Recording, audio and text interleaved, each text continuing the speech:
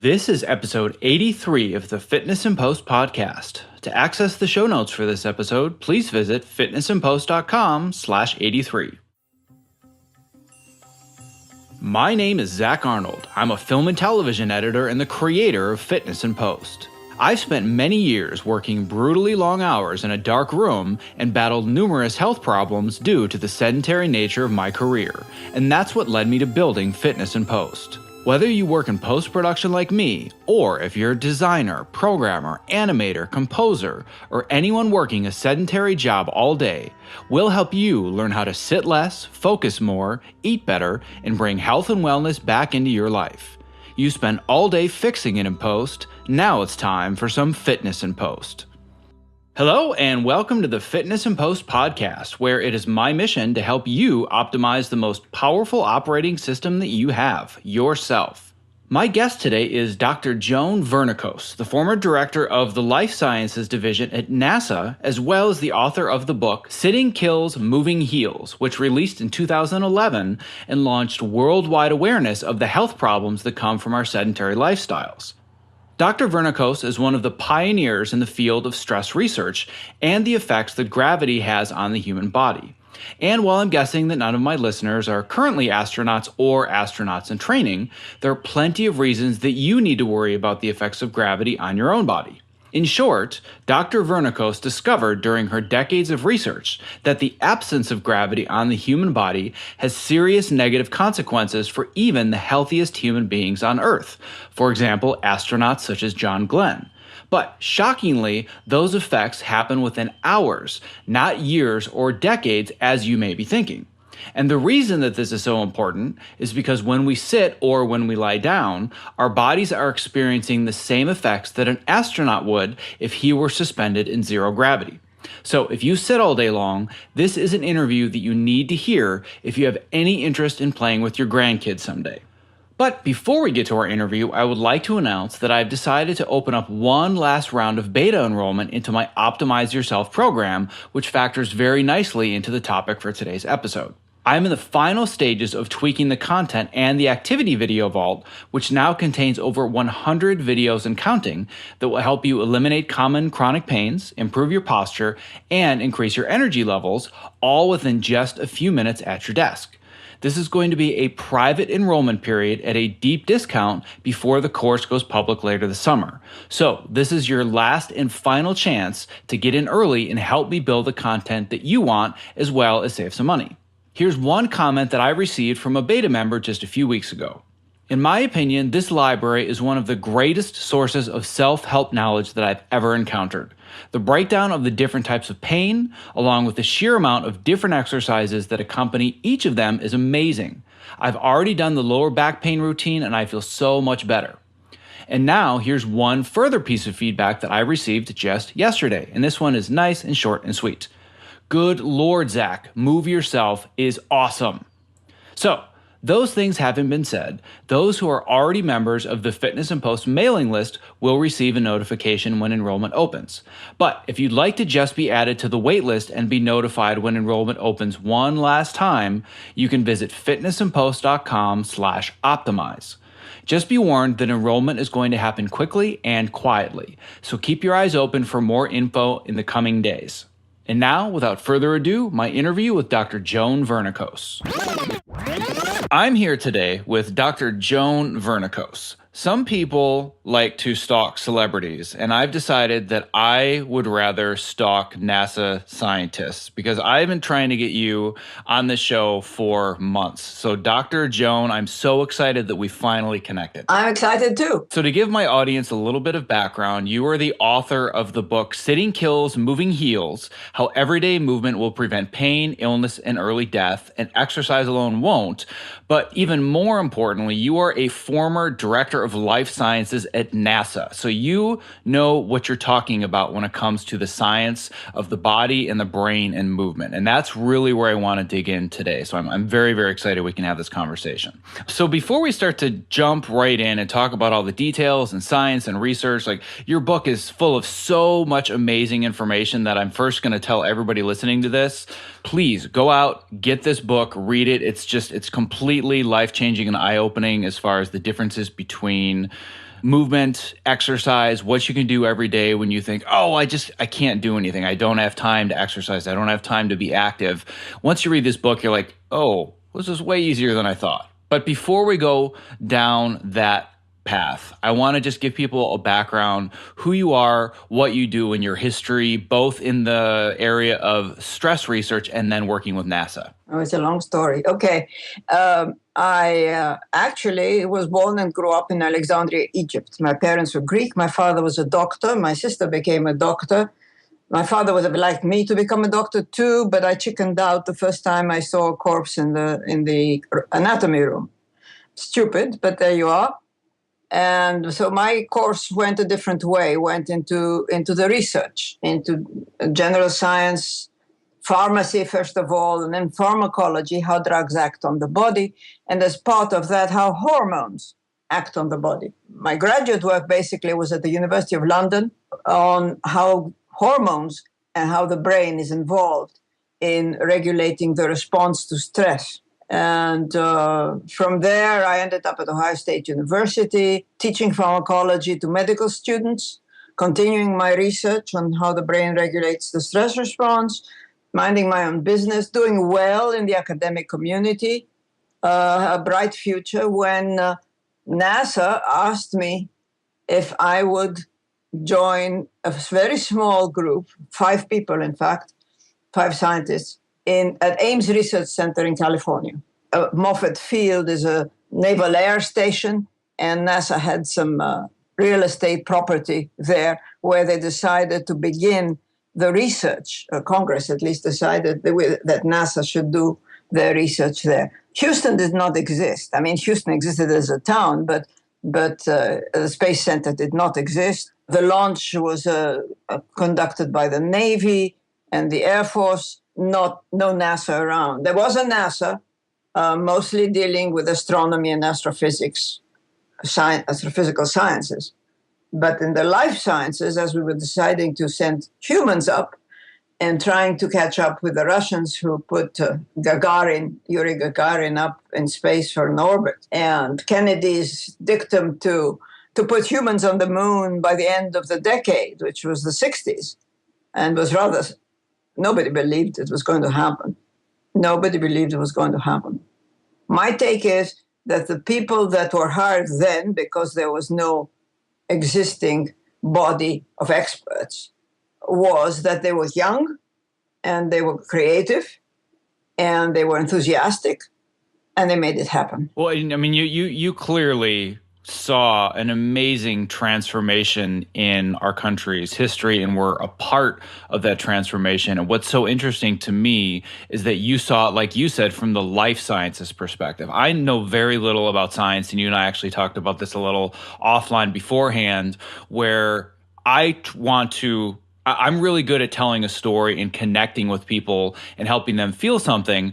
But when it comes to the world of science and the body, like that's where the researchers and the scientists come in. And you were saying to me, oh, well, it's so great because just this person sitting in an office and I don't have the ability to kind of get that information out there. So that's really what we're trying to do. One of the things that I have found as I've gotten into this field is the idea that, oh yeah, I read a blog post about sitting is the new smoking, and I read one research article. So yeah, I know all about it. You're the pioneer of this entire field going back decades.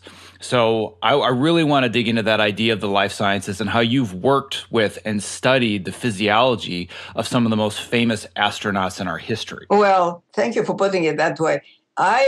Neither I nor anyone else knew very much about what we were looking at. We knew you take humans and put them on top of a rocket, and you imagine that that's stressful. And I think that basically the guy who put this little group together out at Ames Research Center decided he was going to have one guy working in metabolism, one guy working in biological rhythms. It was all guesswork.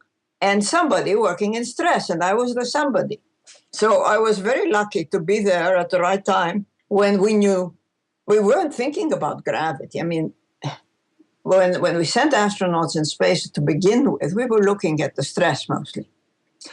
What was very interesting, to cut a very long story short, was that by Gemini 7, which was about 1965, which was the first 14 day, can you imagine then, 14 days in space of 2 astronauts. And we were able to actually study them during this 14 days and, in fact, even collected urine from them. And we could measure the stress hormones, cortisol. Everyone's heard of cortisol and stress, I think, by today. And much to my amazement, these characters, these first 2 astronauts, their cortisol just didn't budge. In fact, it went down. And of course, we at first started saying, well, did something wrong. It's not possible that they're not stressed. Not only they're not stressed, but they're actually less stressed than they were on the ground. And not only one of them, but both of them. And of course, when they returned, their ability to respond to stress was increased. The re-entry was stressful. The launch was stressful. But in between, zippo. And I thought to myself, well, that's the end of a beautiful career. What am I going to do at NASA? And we sat down and thought, well, what is it that you have or don't have in the space environment that is different from Earth? And what should we be looking at? Well, radiation was one obvious observation, but all we could look at there is how much there is and how we can protect humans. But the main factor that seemed to jump up was the fact that as you orbit Earth, you reduce the influence of gravity. You still have gravity because the moon and the Earth attract each other and stay in orbit around each other because of gravity and the sun, of course. And as the Earth spins, we experience gravity. We call it 1G as a reference point. When you're up there orbiting, the free fall of flights, like a free fall in an airplane, reduces the influence of gravity. And it's this free fall that creates this weightlessness, we call it, or many call it zero gravity. It's not zero, it is microgravity. The mathematicians in the audience will know 10 to the minus 5 if you want to be specific. But it seems to be well below what our body senses as the pull of gravity on Earth. In other words, in space, you notice that people float around or appear to be floating around. On the moon, which has 1/6 of Earth's gravity, they're still upright. They don't walk like we walk on Earth. They hop around. And that is because, yes, there is gravity, but it is much less than it is on Earth. But it seems to be around the threshold. In other words, a little more gravity and you'll be walking and standing just like you do on Earth. And that's why, and I'm jumping now, when we think of Mars, and it has 1/3 Earth's gravity, I think we will be closer to be able to be upright and mobile as we are on Earth. Slower, yes, but above the threshold that is needed to exert actions on the body. Well, if there's one thing that we need right now, it's to slow down. So maybe Mars is the answer because the world just can't seem to slow down and everybody's doing more and speeding up. But that's a conversation for another time. But where I really wanted to go, which you're already leading us there, is gravity. Gravity is really the heart of this entire conversation and the heart of your entire book, because understanding gravity and knowing how it affects our body is really helpful in the context of space exploration, but it's clearly much more important for this audience in the context of what does gravity actually do to my body on a daily basis when I'm sedentary. That's the problem that I'm trying to help people solve is I don't have time to do dedicated exercise and go to the gym and do all this crazy athletic training. I'm in front of a computer for 14 hours a day, so clearly I can't do anything. So let's explain and kind of go through the idea of what gravity is doing to the human body as we're sitting and how you learn so much about that by seeing the absence of gravity on the human body with astronauts. In fact, what we learned by sending astronauts in space was that we learned more about ourselves and our body from these flights and these astronauts than we ever learned back on Earth because we did not study gravity. Yes, we study gravity on plants. So it's not like we didn't know that gravity has an influence on living systems. You take a plant and you put it in Earth and it grows up towards the sun and down the roots towards the center of the Earth. Well, when you stand up normally, gravity is pulling in one direction only, to the center of the Earth. So in fact, it is pulling through you to the center of the Earth. It's pulling you down. If you did nothing, you would not be standing. You'd be crumpled on the floor because gravity would be pulling you down towards the center of the Earth. The fact that you stand up or that you sit down where you're partially supported means that you're doing something. And the fact that astronauts cannot stand and do not stand in the spacecraft means that there is less gravity, almost zero, below threshold, below what's needed to keep their living systems ticking, and therefore things happen, things change. And that tells us how gravity influences our body, and in my view, here on Earth. And I must admit, I'm selfish. I want to understand how it affects me here on Earth a lot more than astronauts in space. But we learned about here on Earth by going into space. Okay, the first thing you realize or is happening is that in space, we call it weightlessness. You have no weight, but you have mass. In other words, your mass doesn't change, but you have no weight. So you don't have the weight, the body weight, the pounds, whatever you weigh, you have here on Earth. That's number one. Number two is because you don't have the pull of gravity on your body, the blood rushes up towards the head and the chest. What that does is it distends the blood vessels in the neck that have sensors. They say, hey, I've got more volume. They don't know, that it's only in the neck and not lower down. So they say, I have more volume, I should get rid of it. So what you do is you pee and you pass out extra volume. So relative to Earth, you become dehydrated. For space, you are adapted to space. And that we know because when we started looking at how we could study the absence of gravity on Earth, we looked at water. If you sit in water, you see exactly the same initial changes that you see in space because water counteracts the influence of gravity. So you're basically weightless. So when you see a child going into a swimming pool and peeing, that's very normal. What it's doing is he or she is acting like an astronaut. The weightlessness, the buoyancy of the water produces a microgravity simulation. And we used that to begin with, but obviously we can't stay in water for days and we had to resort to other ways. And I'll come to that in a minute. Then, because you don't have weight and mass, and you don't work against weight and mass. So even when you exercise in space, it's not like it is on the ground because you're not working against the force of gravity. You're not working any weight training, any strength training that way. You have to find some sort of resistance activity to stimulate your muscles and your bones. So what happens is both your muscles atrophy and your bones atrophy. And you continue on this cycle.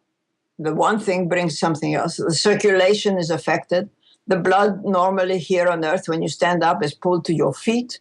It is your heart and your circulation that pumps up the blood to the head. Otherwise, you'd pass out. So you have to have the circulation that pushes the blood up to the head and supplies the brain with oxygen and glucose. And that circulation isn't needed in space because there's no gravity to pull the blood to the feet. The blood's already up in the head and the chest. So the heart gets lazy. It gets smaller, what we call cardiac output. The way it pumps every stroke the heart makes is weaker, and it pumps less blood out.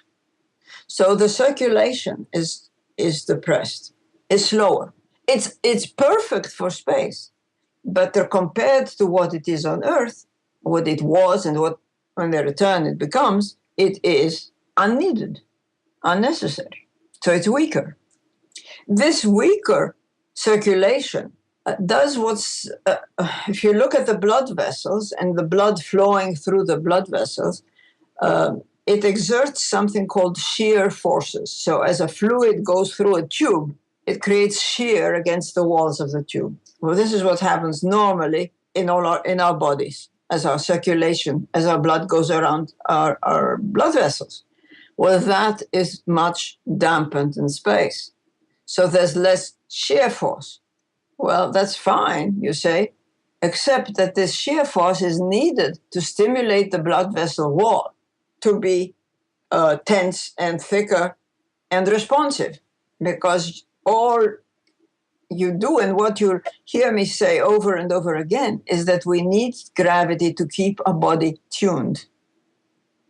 And when you remove this tuning fork, that gravity is, if you want to liken it to a tuning fork, when you remove this ping of stimulation at regular intervals, then that system, whether it's a piano or whether it's a body, is less responsive. So we talk about our ancestors, running all day or climbing up trees and to chase or get away from the tiger and all that. So I'm sure you've heard stories like that and create images in your mind about this tiger that's chasing you and you're climbing up the tree to escape the tiger. Well, if you sat all day and didn't move, you wouldn't be able to get up and run away from the tiger. That's where using gravity and gravity around us is such a critical, it is the tuning fork of life. And as far as I'm concerned, this to me is everything. This was the giant realization that I had. Because if I'm listening to this for the first time and I don't know anything about this subject, I'm like, well, okay, I get it, but I'm not an astronaut and I have gravity around me 24/7. So what do I have to worry about? But the key is realizing that when you're sedentary and not moving, especially in a chair, the effects on your body, as you've said, are almost identical to living in space and being weightlessness, correct? That's exactly right. It's maybe a function of time, how long it might take you, but that's all. But what's amazing about sitting is it doesn't take very long. And that's the scary part. Because there's a group in Melbourne, Australia, that's done some lovely work looking at diabetes and blood sugar, and sugar as a fuel. And within 30 minutes of sitting, they see already increase in what we call triglycerides, the fatty components of the circulation, that increase in the blood. Well, this is healthy people who are sitting. Now, if you sit 1 hour or 2 hours, then you begin to get things that look like a pre-diabetic state. So I laugh because I tell people, look, when you go to the doctor and they're going to draw blood, don't sit in the waiting room. Move about, because it can happen very quickly that what you're seeing is just the effect of sitting in the waiting room. It happens so fast. And what they're really looking at is something acutely that happened and not necessarily how your body overall functions.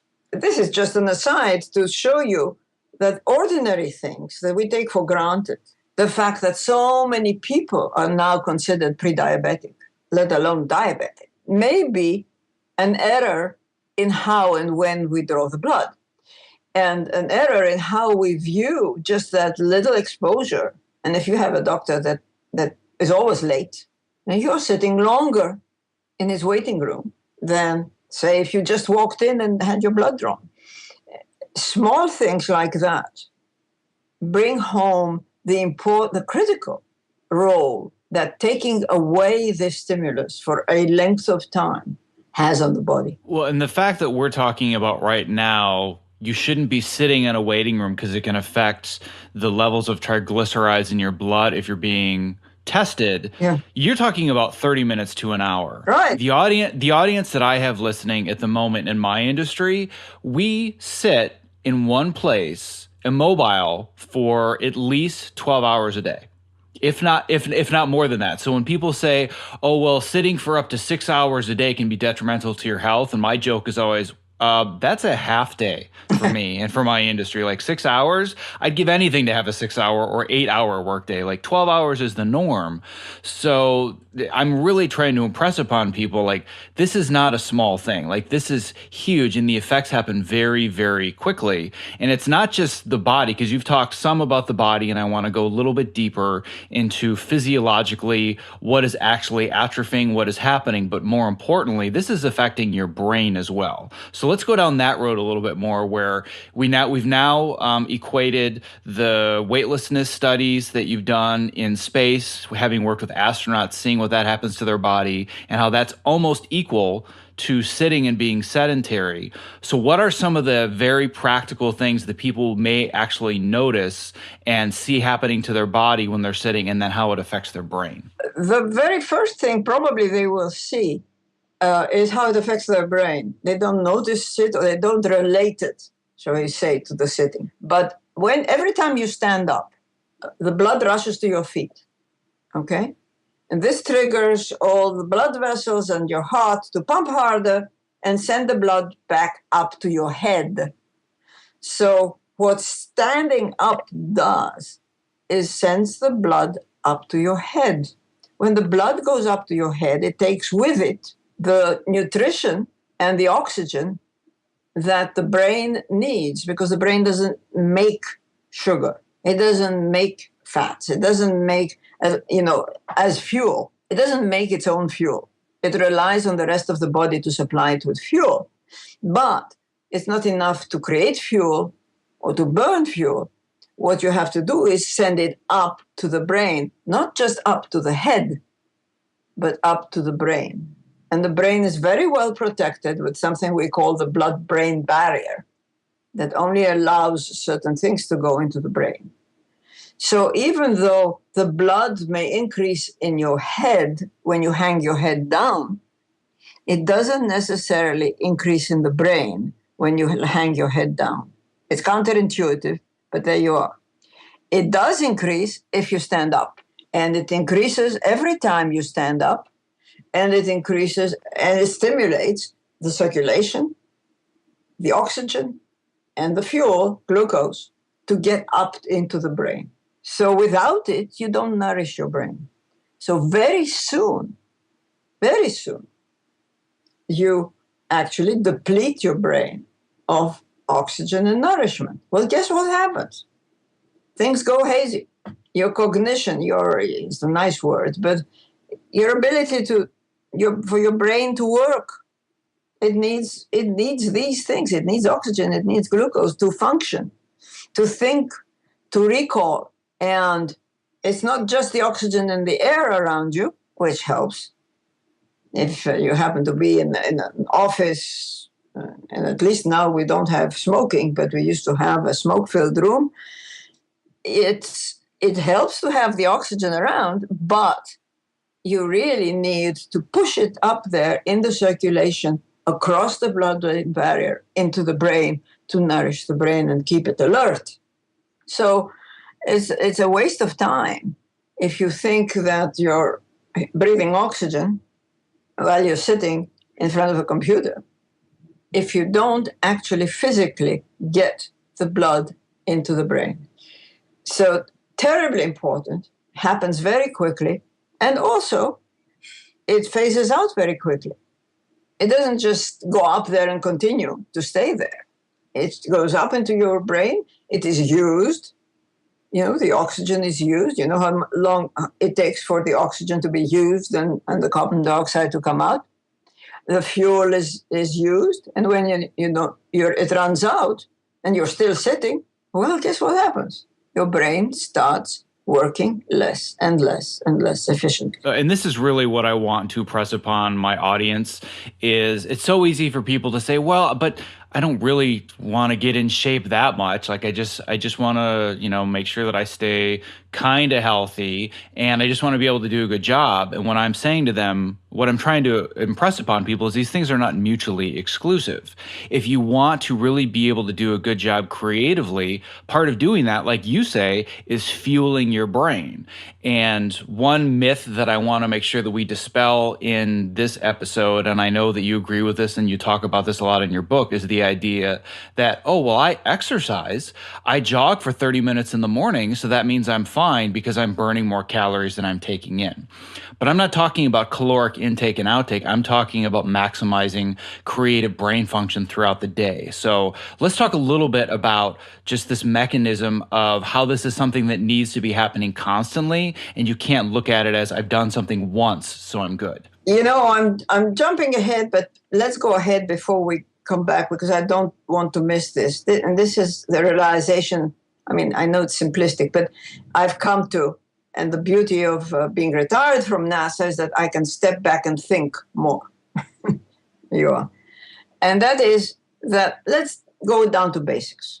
The sun and the earth rotates around the sun, and the earth rotates around itself, and it generates gravity. And there is light and there is dark. And at night, what do? I'm asking you a question. I'm going to make you work. Well, we sleep. Bingo. How do we sleep, preferably? Well, hopefully we're sleeping lying down, which means that we have almost, our body's doing almost nothing. Yeah. And if we sleep sitting up, it's not too good for us, is it? No. For some reason. Okay? Now, when there is a sun rises, what do we have? We have light. And what do? We wake up. Bingo. Hopefully. We wake up. And then what do?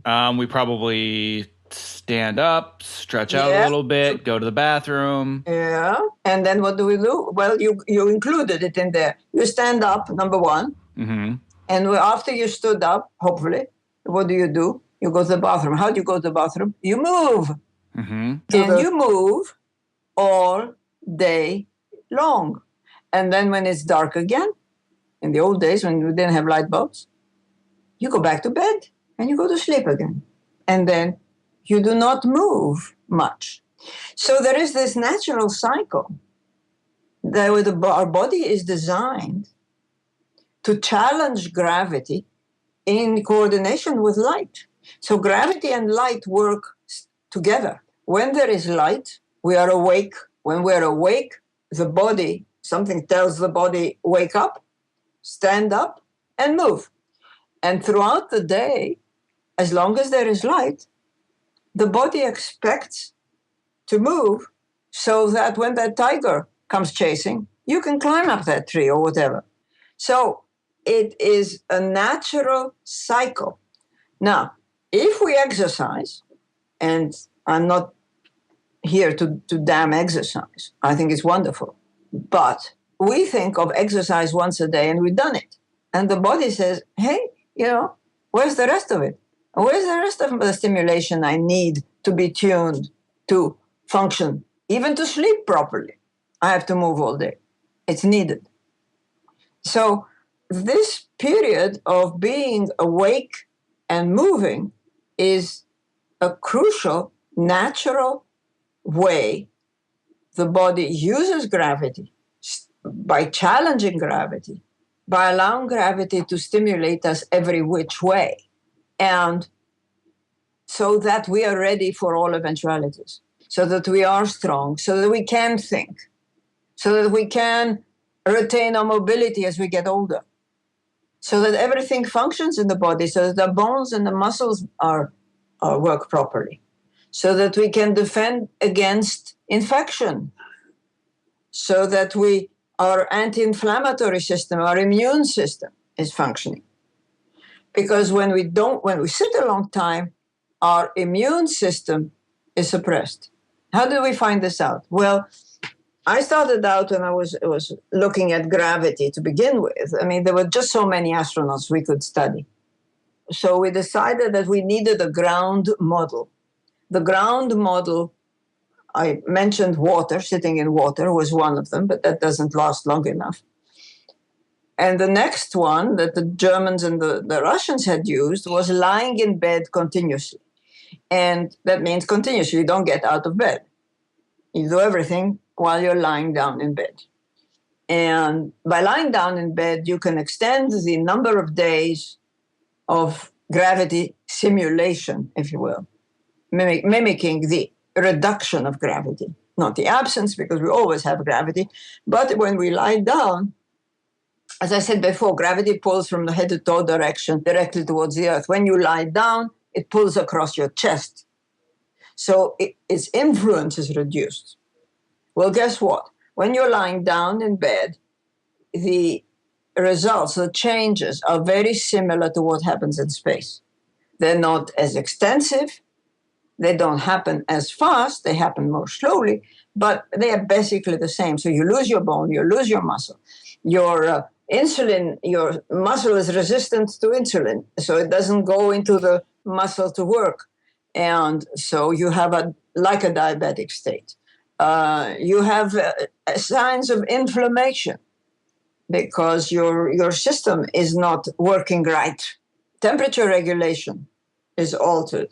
You, in fact, reduce your body temperature about 1 degree lower.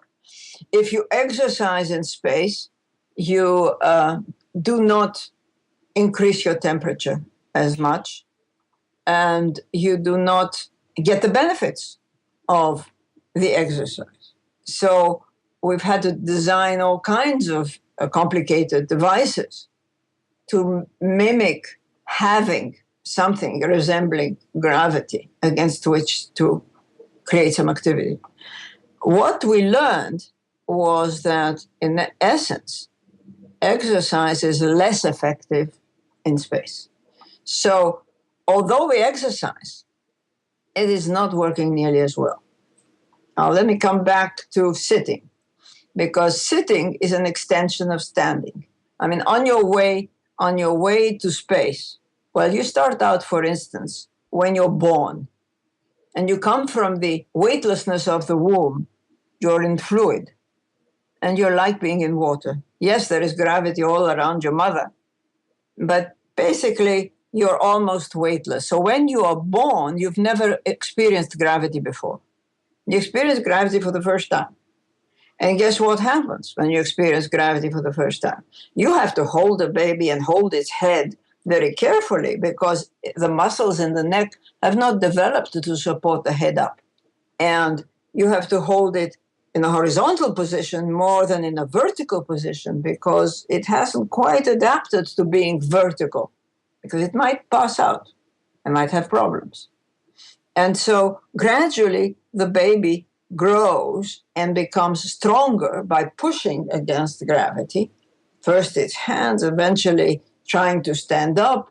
It stands up with its feet wide apart, a little bit like returning astronauts when they return from space, where they anchor themselves by standing with their feet wide apart and gradually bring their feet together. The baby brings its feet together until it can put one foot in front of the other and can walk. So what we see in a returning astronaut is very much like in a baby as it grows. And one of the symptoms in astronauts after flight is they lose their sense of balance and coordination. Because in space, there is no up or down.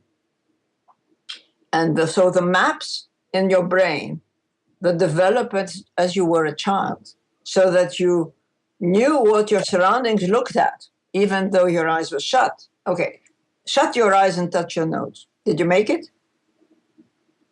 Yes, I did. You're one of the lucky ones. Yes, it's funny. I've actually done this test with other people, and most people aren't able to do it. Well, it's supposed to be one of the tests for Alzheimer's. I hate to say that. But my doctor tested me, one day he said, shut your... I thought, what on earth is this about? Oh, he said, it's an early test of Alzheimer's. I said, well, that's interesting, because what it tells you is that the map in your brain that tells you where your nose is relative to you, your arm and your nose, and its relationship and how you can find it. We have a map that tells us about this, and it wears off if we sit too much. When astronauts return, we had one astronaut called Rick Searfoss, a great big strapping guy. When he returned after just 9 days in space, 9 days, And we tested him on a little platform that swayed back and forth and sideways. Eyes open, eyes shut. And I saw him leaning forward. And I thought, my God, he's going to fall flat on his face. And we all ran to grab him. And he shook himself, opened his eyes, and said, what happened? Well, he says, what happened is he never had the sensation of falling. So just after 9 days, he lost the sensation of falling in response to his surroundings moving. After he came back, and a few days after the flight, he recovered. He recovered those maps. He had to regenerate those maps. So the less we use gravity on the ground, the more we sit or lie down, these maps can become eroded. They can disappear. So when we stand up suddenly after being in bed or sitting for a long time, we may lose our balance and our coordination, lose our sense of where we are relative to our surroundings. Critical. Well, and to me, this was where the lightning bolt really hit me in the head. Is for so many years, I was in the mindset of, well, I know that I'm supposed to exercise. I know I'm supposed to get up and move around. I know that I shouldn't be sitting all day long, but I just want to be focused. I just want to be in the work. I have all these things to get done. That's something that I'll do tomorrow. And as soon as I realize, wait, you mean my brain is actually beginning to atrophy, which means I'm literally getting dumber. My cognitive function is going down just because I'm sitting. Like, that terrified me, because my brain and my ability to have creative thoughts and create things, that's my entire life. That's my livelihood. Yeah. That's how I provide for my family. And part of the reason that I've been successful in my specific career is because I've dedicated years of my life to figuring out, how do I move more? How do I stay active even if I'm in front of the computer? And I will never, ever be sedentary for more than 40 to 50 minutes at a time. And even in those 40 to 50 minutes, I've probably stood up and gotten down at least once, because that's one of the things you talk about, is that if you just stand all day long and you're still sedentary, you're still not regulating the blood pressure. So there are so many different things that can be done, which is where I want to go now, which is your theory and idea of neat movement. So can you talk about neat movement? Because this to me is such a fantastic solution that anybody can do. There's no excuse for not being able to do neat movement. So what is neat movement? Neat movement is non-exercise activity, all right? And non-exercise activity is what your parents and grandparents and great-grandparents used to do in the course of a day without thinking twice about it. And that has disappeared with our sedentary lifestyle, virtually disappeared. And the other shocking truth that has come out of the research is that exercise once a day doesn't help. Now, that is an eye-opener for most people. Because I ask people in my audiences, do you exercise? And I get a lot of hands up now. Finally, that has gotten through, that exercise is good for you. And I'm not here to tell you that exercise is not good for you, but it's not the first thing you need to do. Yeah, and I don't mean to interrupt you, but I do want to emphasize that as well. I'm not saying exercise is bad. Exercise is fantastic for you, and you should be doing it, but it's not an excuse for being sedentary. So I just want to make sure that that's out there so you can continue. That is extremely important, because we're talking about the foundation of movement. And this tuning process is not once a day exercise. And the research is gradually coming to this conclusion that, in fact, moderate activity, moderate exercise is better than high-intensity exercise. Better at what? Better at maintaining health and a certain level of fitness that makes you into a healthy, living human being. Fitness, it means different things to different people. And you have to realize that it comes down to some very crude basics. Can you move? Okay? If you can move and you can stand up and you can sit down, you're in reasonably good shape. But when you start losing your movement, you lose your independence. It's as simple as that. So you're on your way to you know where. So it's terribly important. It's not how many hours you sit that's bad for you. It's how many uninterrupted hours you sit. Let me say that again, because I think that's extremely crucial. It is not the 6 hours or the 12 hours that you sit that are bad for you. It is how many hours you sit without interruption. Because if you stand up every 20, 30 minutes, and you sit down again, and if you stretch when you stand up, or you go to the bathroom, to the restroom, or you go to your printer, or whatever you can construct around your day so that you are encouraged or have to move, have to stand up, the better. It is interrupting sitting that is the key to health and fitness. And I'm so glad that you brought this point up, because when people read the phrase sitting is the new smoking, they freak out. They get rid of their desk chair. They get a standing desk. They stand all day long. And I actually have an entire online learning course called Move Yourself that teaches people all of the different habits that they can build into their life to be more active. And one of the very first things I say is there's nothing wrong with sitting. Do not get into this brand new thought process of thinking, oh my God, I'm bad because I'm sitting. There's nothing wrong with sitting. It's not doing anything to your body. It's the duration with which you sit. So if you're saying, well, I don't want to get a standing desk, I don't want a treadmill desk, I still want my sitting desk, great.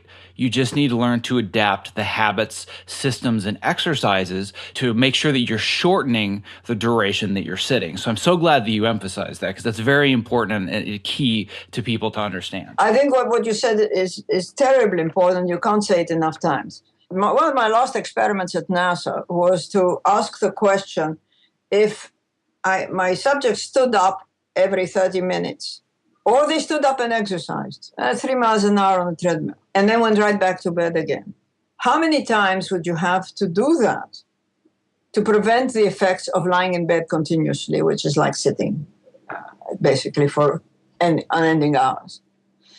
And when I got the results, I had this fancy statistician who called me and he said, "You're not going to like this." I said, "What's the matter?" He said, "Well, standing was better than walking on the treadmill."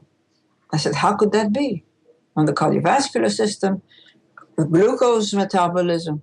I said, "Well, how could that be? Something was wrong. We did something." The first thing you say is, what do we do? It's wrong. But the results were there in plain view. And at that point, I said, well, what happens when you stand up? What is it you take away when you sit? Well, what you take away when you sit continuously is the change in posture. And when you stand up and you don't sit, you're also take away the change in posture. It's in a different direction, but it's still, you're taking away change. The body responds to change. The stimulation the body senses is one of change. It's a change signal. So, we breathe in and we breathe out. It's the alternating. Almost everything in our body, and probably everything, has an alternating rhythm, an alternating frequency. And sitting and standing are part of that rhythm. If you stood all day, you'd get just as sick in different ways than sitting all day.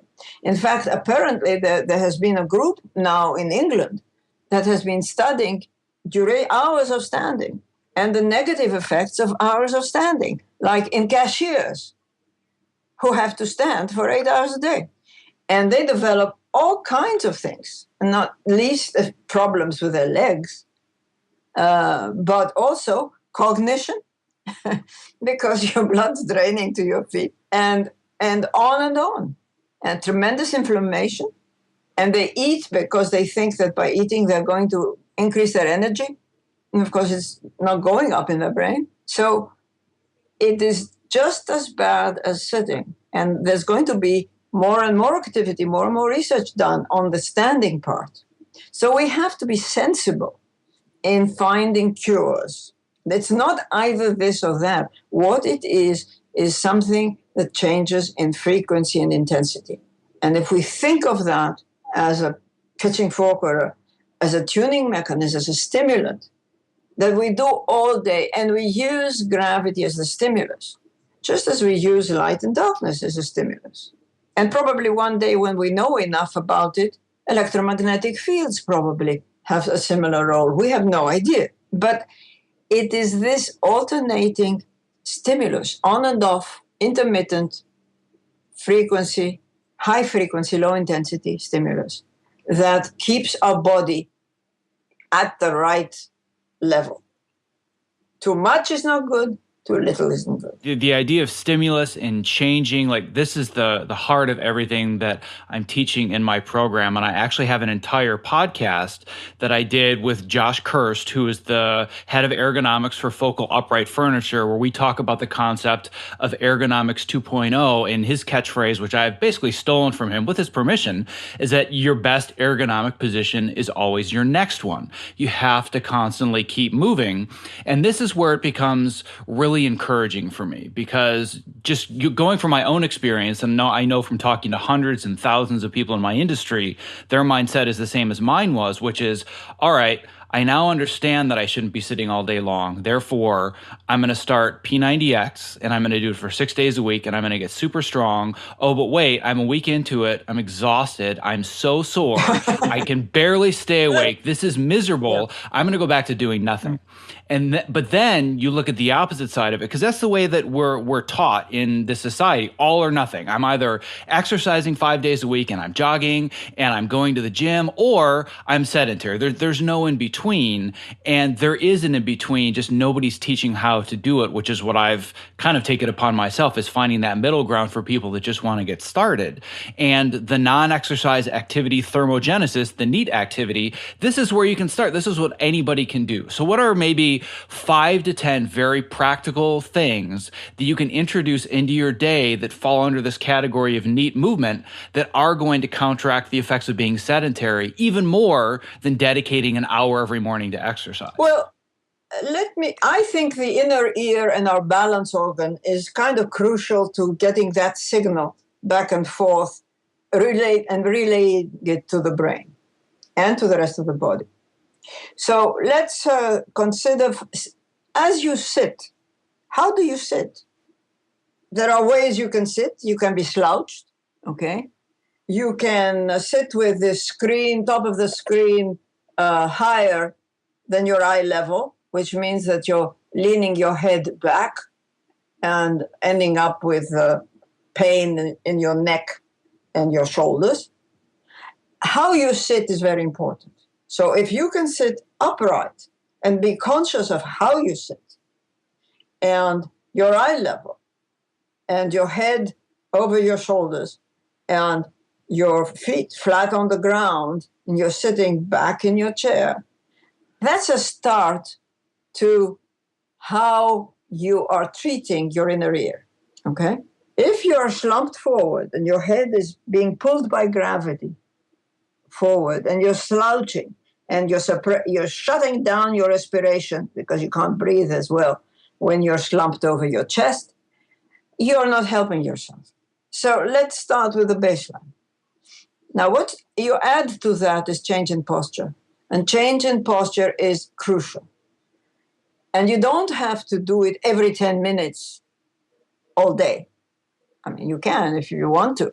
But I measured the time course of the change, and then it's about 20 minutes. In 20 minutes and 30 minutes, the changes you see induced by posture change, the curve increases and decreases and comes back in about 20 to 30 minutes.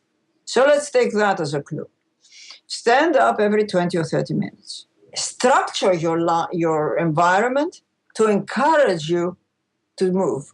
So if you drink a lot of water, I had a guy who said to me, "Oh, I can't do this. I work for a computer company. I can't get up and start moving around." I said, "Okay, you drink water." He said, "Yeah." I said, "You go to the fountain." "Well, we don't have fountains anymore."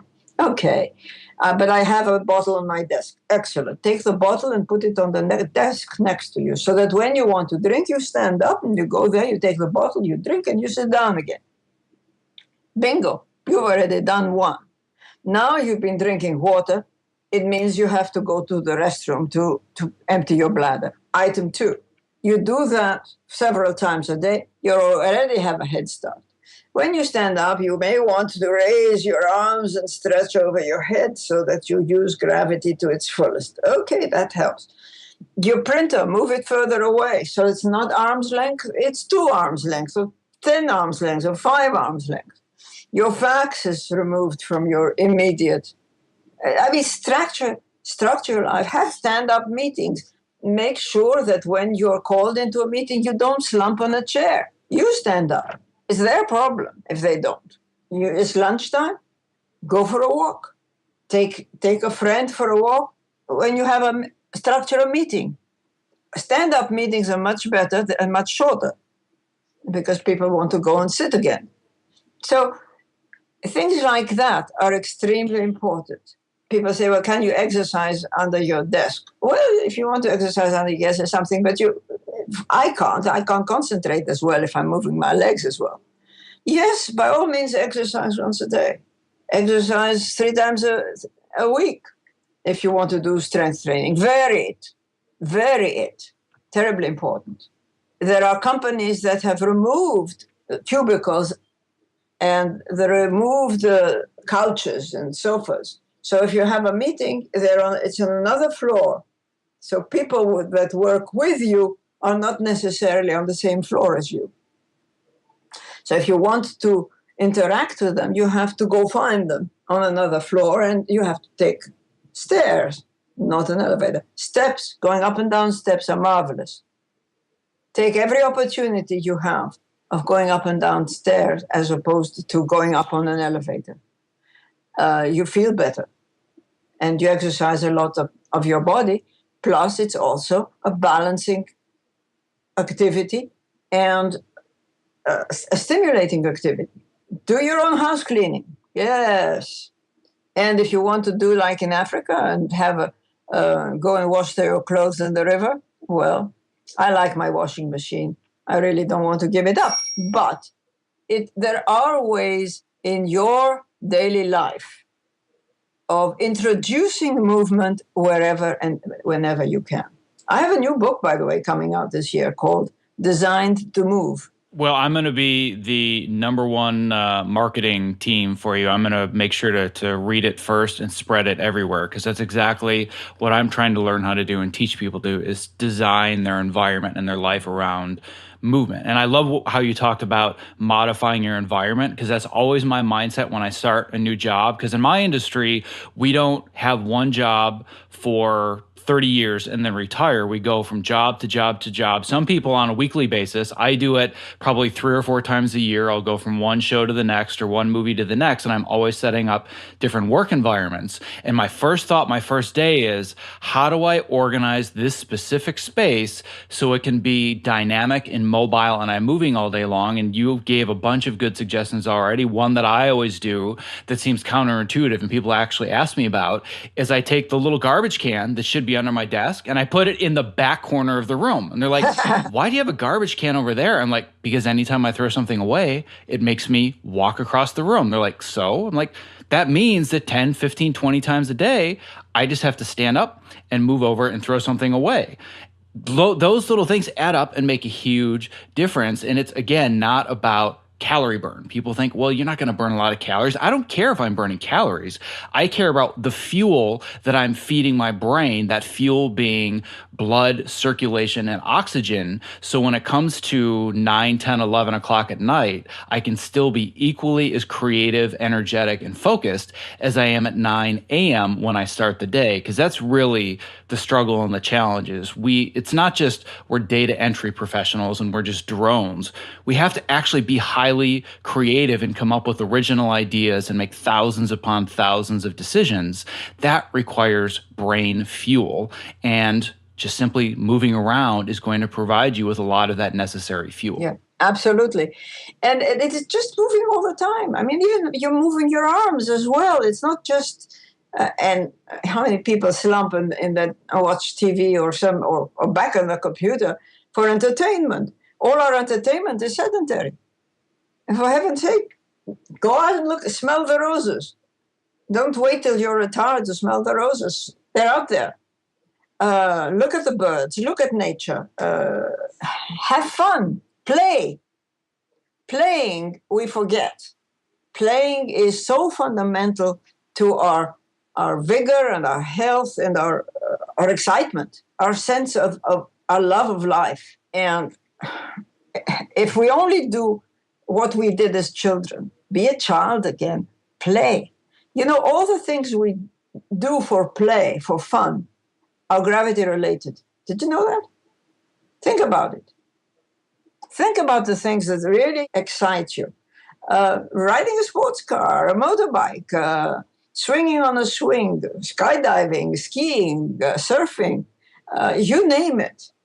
You name it. It all has to do with our relationship to gravity. We get our stimulation from and our excitement from the gravity around us. I'll tell you one of the things I wake up my audiences with. I say, look, I think of yourself as a pole dancer, and think of the rod, the pole, as a virtual source of gravity. The way you rotate around that pole all day long is how you stimulate your body, your fitness, your health. Now, you want to exercise once a day to strengthen maybe a muscle or two, by all means do it. But there's so much you can do in the course of the day. Even cooking, it doesn't matter what you do. It's wonderful. Just move, and it'll keep you alive. Well, and I can certainly assure you that at the mention of pole dancing, something in my audience was stimulated. Yeah. I have a largely male audience, Oh.